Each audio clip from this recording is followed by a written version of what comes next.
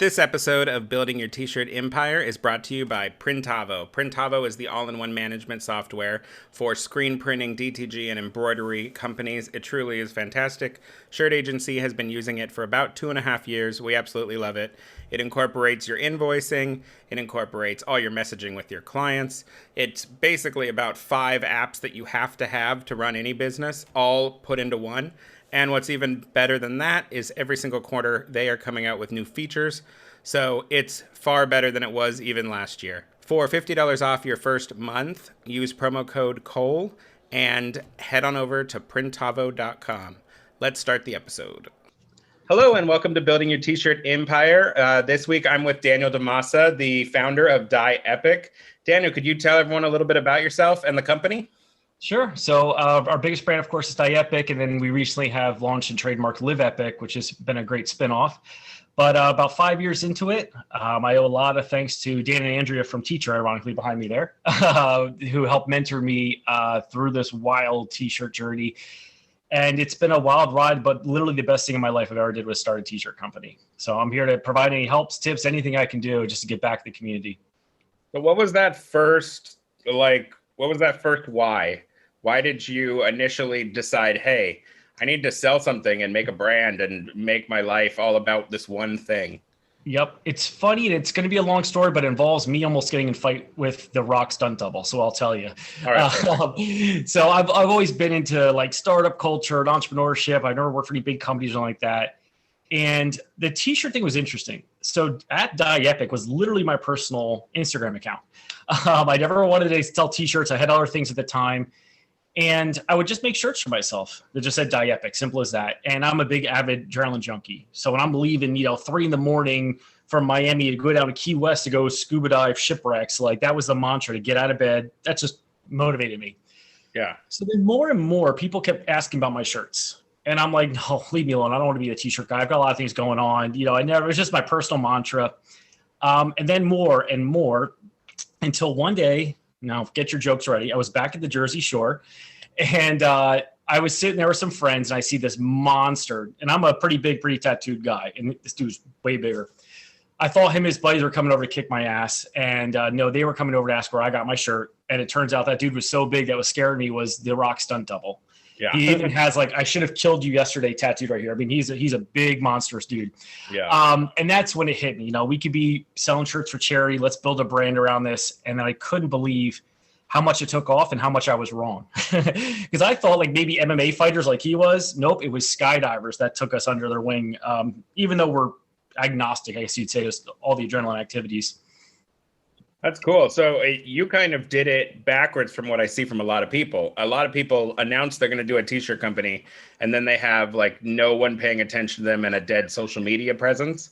And you just were living your life and you made T-shirts for yourself, and it kind of got you attention. It built an audience before you even made a sale. Yep. I brag about the fact I'm a grade A nobody. This brand has let me do things that I blush because I shouldn't be doing these things to handle these people. I'm not famous. I'm a nobody. But it was just like anywhere in business. I solved a problem. For me, so I'm going to kind of date myself a little bit here, but like you would go to a mall and there would be, Pacific Sunwear maybe, which would have surfer shirts, or you go get a tap out for your MMA shirt. But if you're an adrenaline junkie like me, I kind of do them all. I'm not excellent at any of them. I just love doing them all. And that's where it's like, hey, why other people had this pain of why not one brand for all adrenaline kind of type of thing. So that's where I walked into it just because I knew I could fill that need. Well, it couldn't have been all easy. What was it like making that first, maybe, I don't know, 10K in sales, that when you're finally deciding, okay, we're going to actually sell, how did you implement an e-commerce strategy? How did you market it? What happened? Yeah, I promise you it is not easy. You can tell by these gray hairs. So there's been a lot of ups and downs. And the good thing was I kind of came around the same time Shopify was getting popular.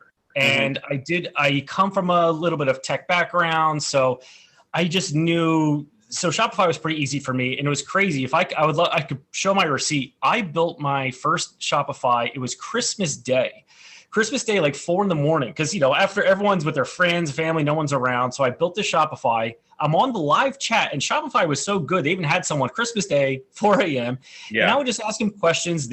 We would work back and forth. We built this little template, and a lot of things kind of happened by me just doing constant outreach. Like I just happened to find a really good graphic designer, and then a really good graphic design company, and a really good logo person. And I knocked on so many doors that one of our biggest breakthroughs was some guy from my high school. And we come from a real bad area where nobody has 10,000 fans on Instagram. But now this guy is a huge Snapchat star. We are hand in hand, just like Dan from Tap Out and UFC. Like we work very close together. And it was just because I knocked on so many doors.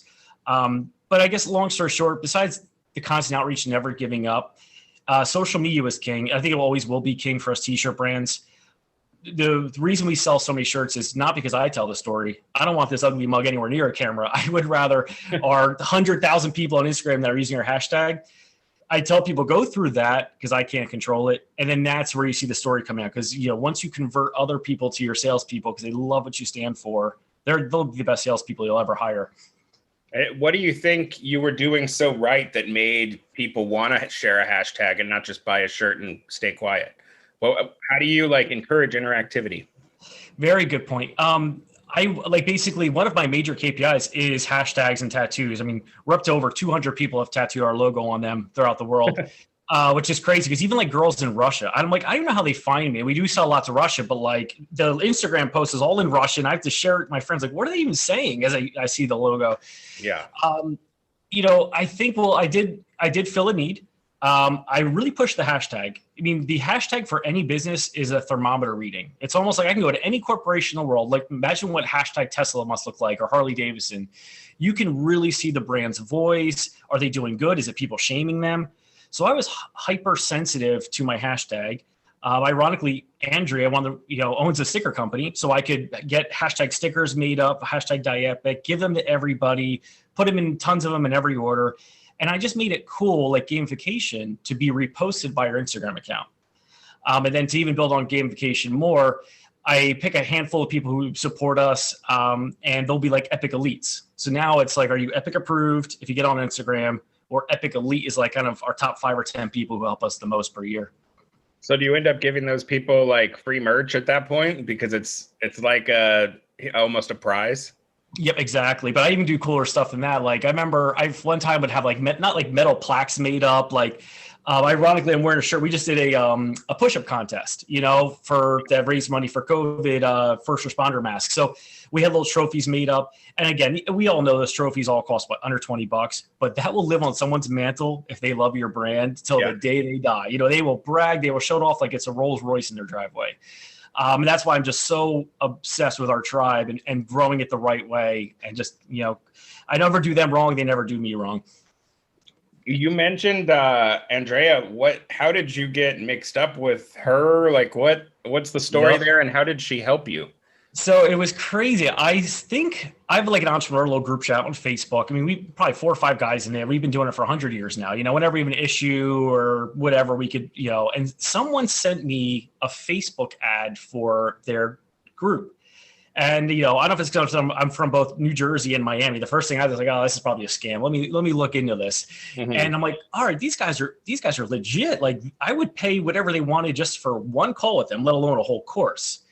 So I took the plunge, but first, just to show how skeptic I was, because this is public knowledge, I even tweeted both of them. So you could go back to my Twitter years ago and see where I was just reaching out to them, make sure that they were warm and friendly. This is a real deal.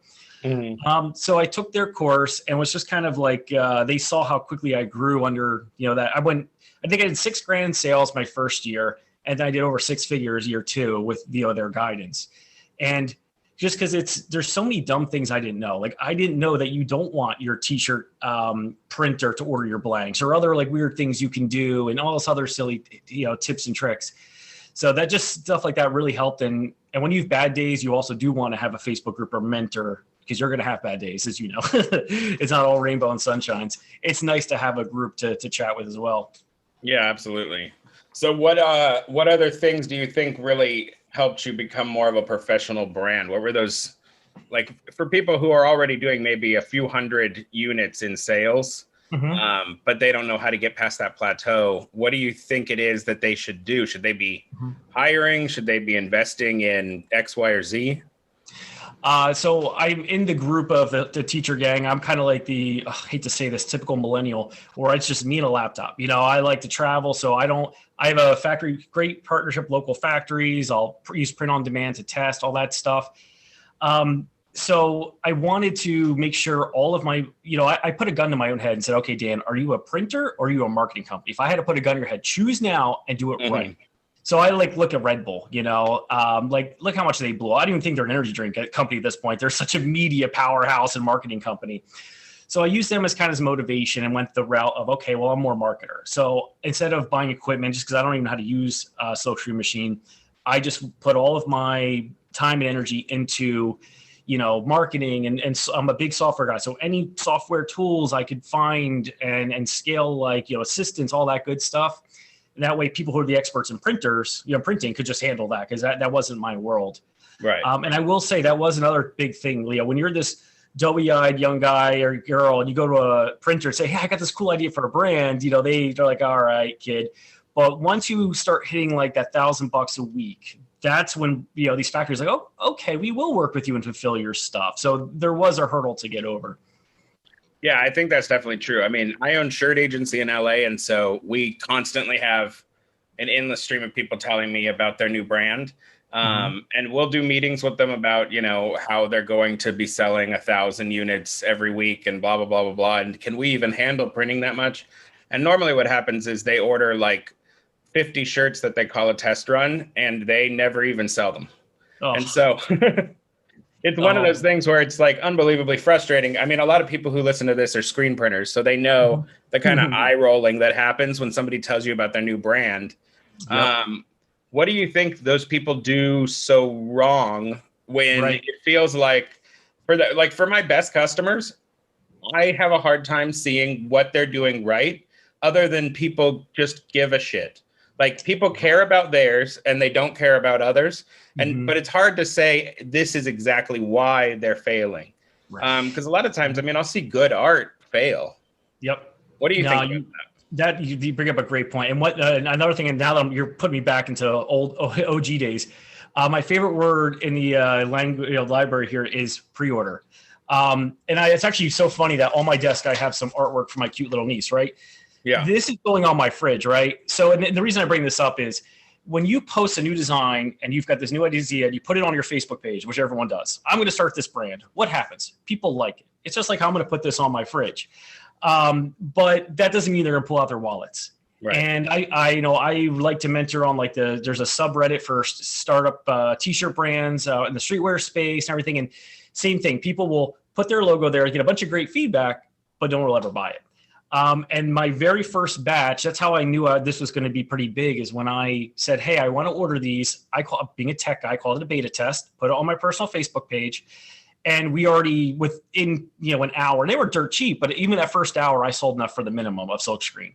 Now, it could just be people like me, they felt bad for me, or I had something here. And the fact that I pre-ordered and didn't just do, hey, here's a concept, how do you like it? Collect all those likes, which means nothing to me. You got to actually get those pre-orders. So that's probably the first thing I would recommend is, go knock on some doors, ask around, find your niche, and see if you can at least get a pre-order of the minimum. What's a minimum, like 20 units or 30 units, I guess, for good pricing on Silkscreen? Yeah, I mean, it all ends up getting cheaper with volume, but our minimum's 25. So it's one of those things where it's like, if you can't sell 25, you're not going to do very well.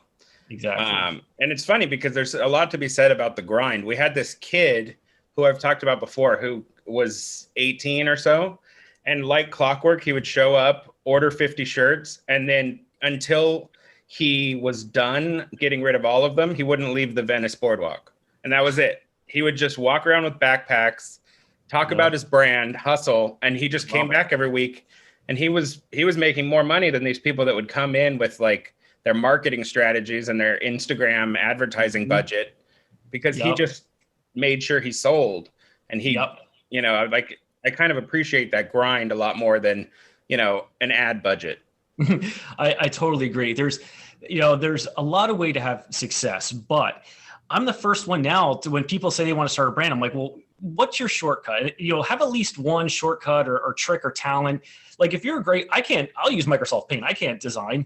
So if you can graphic design, you're one step ahead of me. Maybe you've got a lot of Instagram followers. Maybe your aunt and uncle have a ton of money.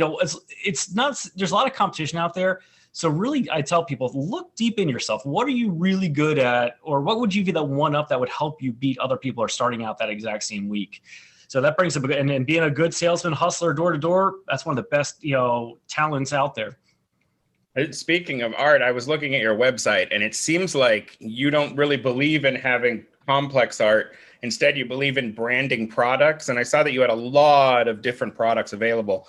Is that a massive amount of print on demand, or is that inventory that you're a little terrified of things, sitting around too long? Like, how are you managing that many products on one website? Yep, it's mostly print on demand to test. So again, imagine you're one of the 200 people who have my tattoo on them, which I've never asked them to do. Or, when Dan from Tap Out was teaching me about how there would be people who would drive to different states to buy different color Tap Out stickers. I rolled my eyes like, this guy's a liar. And then you start a brand like, nope, absolutely true. I have people who have to have one of every color, of what I sell. So for them, it's the print on demand testing, these skateboards, I have cutting boards, I have Bluetooth speakers. Yeah, exactly. I love seeing all this funky stuff I can put my logo on because that makes them happy. And then plus we have a subscription box. So that's where, you get this cool funnel when you have a subscription box where you can kind of test things. It keeps your product catalog keeps growing. We do really want to get into more different designs and stuff. But just people love the Dye Epic Live Epic more. We sell more Dye Epic Live Epic on a new garment than if we do that exact same Nemo Blast with a new saying. That's the way. But we do want to we're building out our kind of collab section now where I would love it, where artists can do it, have them get paid. We're really trying to transition as we mature into a platform. It's called Craft Epic, and it's laser engraved high-end metal wallets. And I just picked up the graffiti artist will spray paint a modeled train, which looks really neat with our logo. Cool things like that. We're just trying to grow out for the people that just love just the two words that really motivate them. Yeah, you mentioned the subscription boxes. I've had some friends that had anywhere from moderate success to pretty impressive success with it. But the struggle they all had was keeping people interested. People might be in for 8 months, 9 months, but at some point they look at their closet and they're like, this is a lot of crap in my closet. How do you manage that? How do you manage the burnout? I agree. I'm very embarrassed to admit this. I accidentally, my credit card on my own, I put a fake name in, ordered my Epic pack, and that way just keep tax, make sure everything's okay, whatever. At one point, very recently, my credit card expired, and I'm tired of my own Epic pack. Not that I don't love the stuff in it, but like you said, my closet gets so big.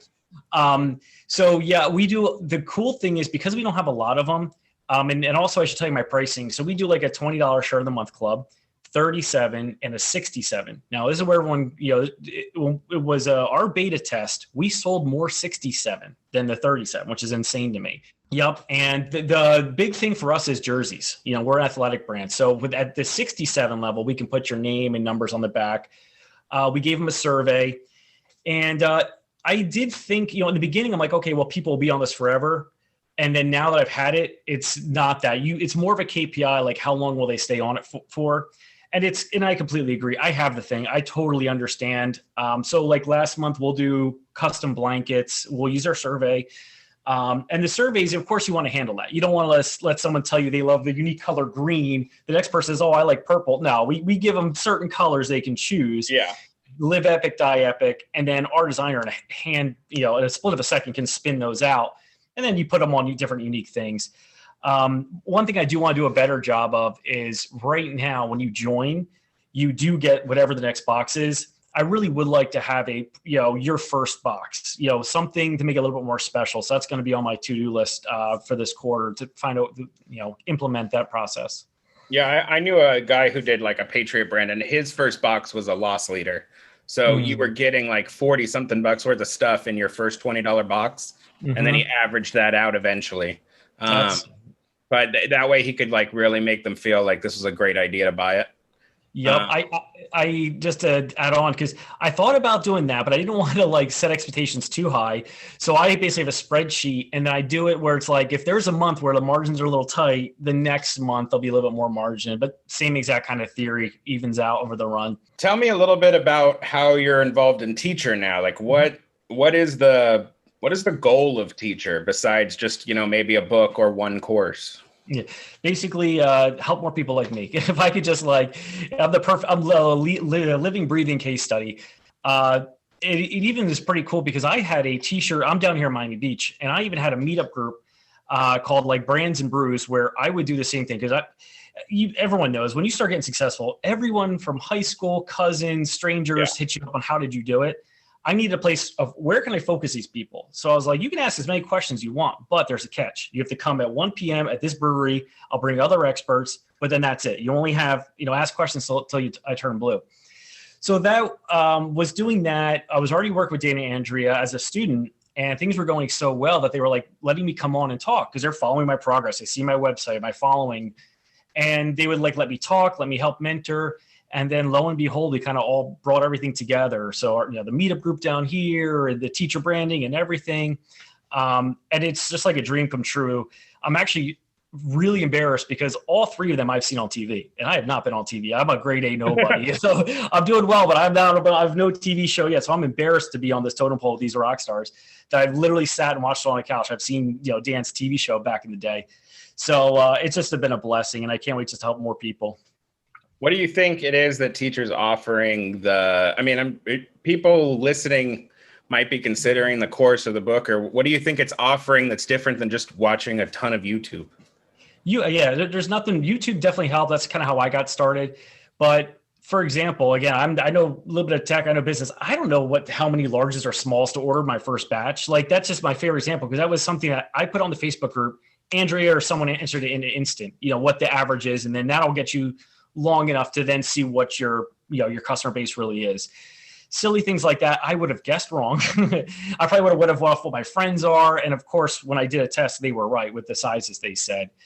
There's multiple things. The book's great. That's kind of, you dip your toe in like I did too. Gives you a nice structure, some cool ideas. I really like the Facebook group. That's my favorite part. We're all sharing tips. There's even 2 Facebook groups, I believe. And we're sharing tips and hints, and that's awesome. And then, of course, the course is just a no-brainer. Like, Andrea has like some really good hacks on like how to get your shirts on celebrities I would have never thought of. Silly thing, and wholesale. That's another thing. I put my stuff on Amazon and everything else. Like I'm a tech guy, but wholesale is a whole nother world. I am petrified of it. So if it wasn't for Andrea hollering at me, yelling at me, telling me what to sell things for, I wouldn't have had these wholesale store deals too. So. Are you in like nationwide chains, or would you go more like local shops? Just in case for the followers know, we are like kind of like the top 1% of adrenaline junkies. Think like people who have like 200 wingsuit skydives in. Mm-hmm. So we sell at like drop zones that do skydiving. Oh, okay, got it. Market. And now with this downturn, I'm really glad that we're not, no offense to mall brands, but we're not a mall brand. And I'm actually kind of glad because I like the fact that we're, the drop zones are still okay. The places that have activities for our niche, they're still doing what they're doing. Whereas a lot of malls I see in my area are all shut down. So jumping out of planes is COVID safe. I guess at 180 miles per hour, it's kind of hard to. Yeah. So how do you end up negotiating those deals then? I mean, are people coming to you and saying, I want to carry it, and then it's easy, or are you going out there like with a sales team and trying to pitch it? So people, I guess I'm very blessed, but it's just because of hard work where I built a good brand. Every single one came to me, and the coolest one is I think there's 1 or 2. We're doing like before the kind of world ended with COVID. We had about 10 test stores, and I love the fact that 2 were international. That just made me smile. It just seemed like such a cool like little ego pat there. So we were going to roll out this really big plan. And ironically, one of the first things we were going to test was tattoo shops. And then that's right when like COVID hit, my tattoo shops all went out of, they had to shut down by the government.